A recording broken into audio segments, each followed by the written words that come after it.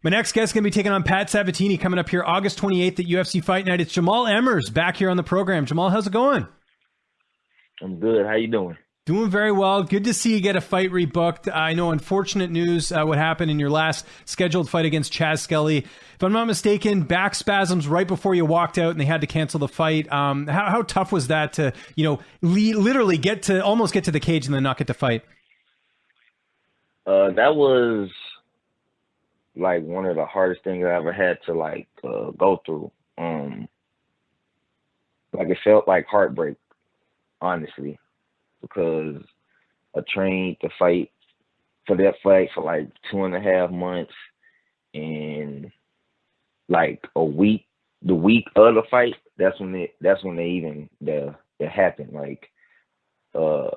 End up finding out that I had a herniated disc. Oh wow. So yeah, so that's what it was, and just one of those freak accidents, or either overtraining or not being hydrated enough, one of the two. But one of those options. It is what it is. I learned from it. I think I'm a better fighter from it. Yeah. So yeah, but it's one of those things that it had to happen to somebody. So why not me? Right? and honestly, glass half full here. At least you didn't fight with that. Who knows? Things could have maybe gotten worse with the disc or whatever. That's crazy. When were you actually able to return to training? Because that sounds pretty serious, and I imagine it's not something you wanted to rush back into. Yeah, I wasn't really able to fuck walking. Laughing hurt. It hurt to laugh for 3 days. Even on the way back from Vegas back home, the car ride was the worst car ride ever, because every bump they hit, I felt every bump. Whenever somebody made a joke, even though I didn't feel like laughing, they tried to cheer me up, it hurt to laugh. It hurt to do anything. It hurt to sneeze. I just was in a lot of pain. No, I imagine. How long was the recovery time? When were you actually able to get back to training full force?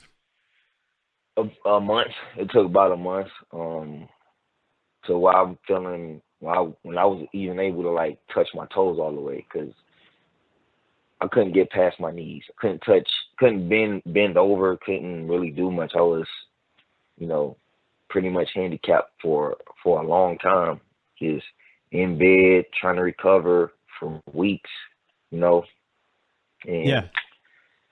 yeah, so. That's nuts, man. What a crazy turn of events. You think you're going to fight, and then you have all of this happen. I imagine you didn't need any surgery. It was just sort of rehab to get the back on track? Yeah, I took medication for it, okay. to help the I guess the inflammation in that area go down. But it was a lot of rehab, stretching, going to the PI, getting worked on. The information I got at the PI pertaining to my back helped a lot, helped the recovery go a lot faster than I expected, because I thought I was going to be down for a while, because nothing like this ever happened to me before. No, so absolutely. Where I was just, like that. So I wasn't sure how long I was going to be out, but the information I got at the PI and all the staff that helped me out, it was a game changer for me in my recovery. Glad to hear you're okay, man. Was this the right amount of time off in between fights then, in terms of what happened on that fight night and then now? Were you hoping to fight sooner, or was this the perfect amount of time? I was hoping to fight sooner, but they say timing is everything, so I guess this was the perfect time for me to get back in there. Was the UFC sympathetic towards the whole thing? It literally happened right before fight time. I imagine they were kind of okay, we understand now that it's a herniated thing. It wasn't like something self-inflicted or anything. Or, for example, if a fighter misses weight, obviously the UFC would be upset with that. But this is something kind of beyond your control. No, they understood, because that Wednesday when I tweaked my back, was actually at the PI in the training session. So I was like halfway through the training session, and then it just happened. So immediately I went to get it looked at. Like I was right there, so I just let everybody know. I'm like, this happened in training just now. I was able to touch my toes 45 minutes ago, and now I can't. I explained that to them, and they looked at my back, and they was like, we could try to do what we can, but I mean, it won't be 100%. So they got it to the point where I was at least able to move around, but after a while, my back was like, I mean, we can't do too much more of this moving around, because the more I move, the more it hurt. Yeah. Like the more I warmed up backstage, the more it hurt. So I'm like, this can't happen to me right now.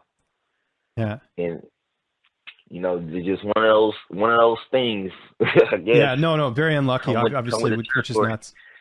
So, But good to see you back in action here, August 28th. What do you know about your opponent, Pat Sabatini? How do you feel like you match up against him here? Well, I feel like it's a good matchup. Somewhat similar to Chaz. It's just going to be the range of the fight going to be different. Both grapplers. One's just a shorter guy. That's the only difference I see in both fights. So I figured they was gonna give me another wrestler, another grappler, somebody that's gonna. Cause I'm pretty sure they want to see my ground game. So right, I was prepared for whoever they was gonna give me. Training camp looks like you've been putting in a lot of work over at MMA Gold with Coach Jim West. What's camp look like leading into this? I know we still have a bit of time, but how's everything going? Yeah, camp has been going great. Been working with Jim and MMA Gold. Also been working with Alpha Male also. So awesome. Well, they have that connection, right? There's a good partnership there between them. I know it's not like an official partnership, and I know like Max Griffin, for example, trains at both gyms. Yeah. Like they partners. They work with each other. So I got access to the team Alpha Male room. So that's another weapon in the arsenal, so to speak, right? Another resource and weapon, another weapon I can use in this fight. Who did you get to work with over there at Alpha Male as far as training partners? I know Darren Elkins is over there, Clay Guida. Who did you get to work with? Well, none of those guys yet. Darren isn't really in there training right now. He just fought, so but I'm training with most of the guys in there. Well, the guys I can get at least, because I understand some of them guys they training for fights and specific things, and I might not be the body they need. So like I'm just getting work in with whoever I can, really. Yeah, no, that makes sense. How do you see the fight unfolding on August 28th? Well, I see my hand getting raised. All this work I've been putting in, all the extra time I had off to get a little better. I feel like I can finish this fight. Love it. And I imagine you want to get one more in this year if all goes well, just to kind of make up for the lost time. Yeah, for sure. Everything goes as planned. Turn around and fight immediately. So yeah, I'm just hoping to stay as healthy as I can and get me another fight before the end of the year for sure. Glad to hear you're all healthy and ready to go. This is going to be a great fight. August 28th, you, Pat Sabatini. Jamall, always a pleasure, man. Appreciate the time. I know you're a busy guy. Anyone you want to thank, any sponsors, any social media? I'll give you the last word. Yeah, I just want to thank my coaches and my teammates, all the guys at MMA Gold and Team Alpha Male helping me get prepared for this fight.